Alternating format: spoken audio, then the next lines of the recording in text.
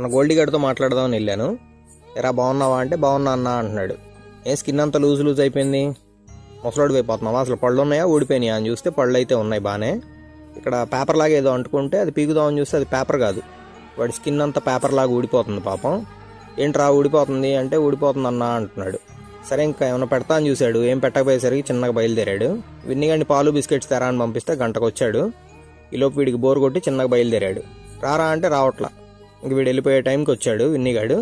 రే ఇదిగోరా బిస్కెట్స్ వచ్చినాయి అంటే ఇంకప్పుడు వస్తున్నాడు చిన్నగా నడుచుకుంటా. గోల్డీగాడు మరీ కమర్షియల్ అయిపోయాడు. ఈ పక్కన ఈ వైటోడు కూడా ఎదురు చూస్తున్నాడు, గోల్డీగాడు తర్వాత నాకే పెడతాడు అని. వీడు వాసనే చూపిస్తున్నాడు, వీడు అసలు పెట్టట్లేదని చిన్నగా విన్నిగాడి దగ్గరికి వెళ్ళాడు. విన్ని నువ్వైనా పెట్టరా అని. పాలు బిస్కెట్స్ పెడితే తాగుతున్నాడే కానీ మనసంతా అటే ఉంది, వాడికి ఏం పెట్టేస్తున్నారా నాకేమో ఇవి పెట్టారు అని. ఇట్లా కాదులేని గబగబ ఇక్కడ ఫినిష్ చేసేసి అక్కడికి పరిగెట్టాడు. ఇంకా వాడిని బెదిరిచ్చేసి రే ఈ పిల్లనా ఇలా పక్కకి వెళ్ళిపో అని చెప్పి వాడిది